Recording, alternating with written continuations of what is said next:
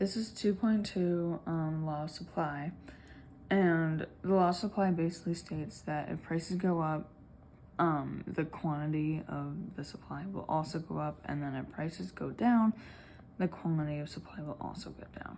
This is seen in a graph where if the price is $1, and then the quantity would only be 10, but as you increase the price, the quantity also increases. So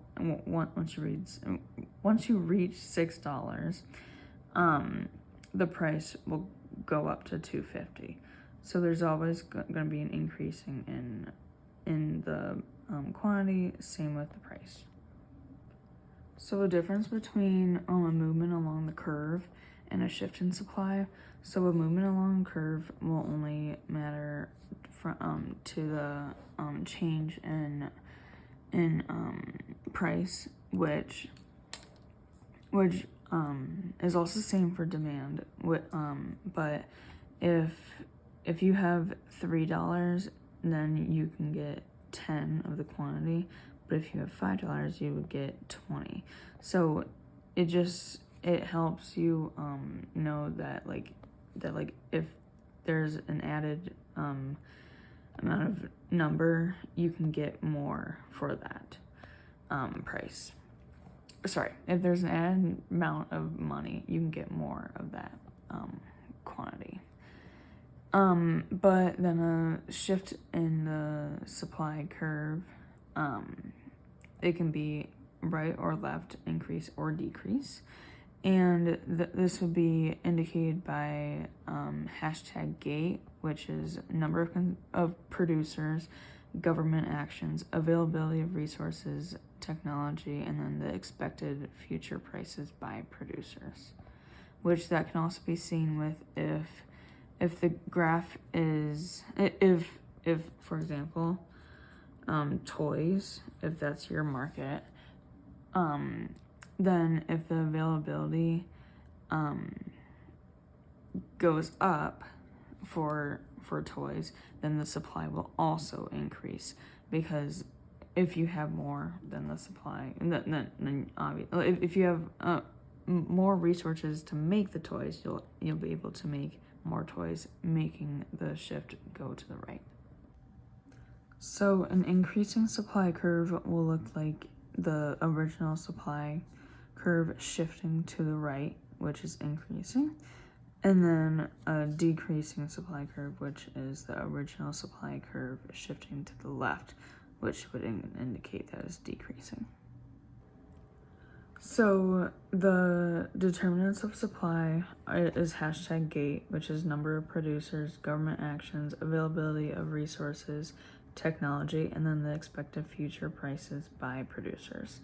So, for example, for number of producers, if the manufacturers that make the coffee, if they go out of business, then there's not going to be enough producers to make the coffee, so then the supply curve will shift to the left, because there's going to be a decrease in supply, which will have the price go up and then the quantity go down. For government actions, if the government puts a tax on coffee for the manufacturers, the supply will also go down, because the producers won't want to pay more to get more supply, so they will be paying less, and so they'll be getting less to have for supply. So the shift will decrease, go to the left, and that would mean that prices will increase and quantity would decrease. For availability of resources, if there's an increase in a resource that makes the coffee, then the shift will go to the right, because if there's more resource of the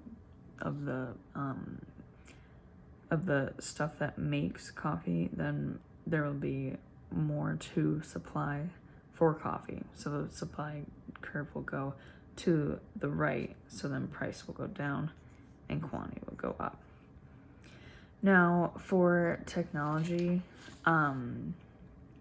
if there's like any improvements in like machinery or anything like that that is producing the coffee, then the supply curve will shift to the right, because if they have more technology to make the coffee, more will be produced because it'll be easier to make it. So it'll be shift to the right, which would make it be less a decrease in price and an increase in quantity. And then lastly, the expected future prices by producers. So if there is more, if the price is expected to go up for the for coffee, then the supply will also increase, which will go to the right, because the producers want to like bring in as much as they can before they know that the price is going to go up for the resources and everything like that. So there'll be more of a supply there, and it will also make consumers buy more because there'll be more supplied. So with this going to the right, the price will go up. Down, but then the quantity would go up.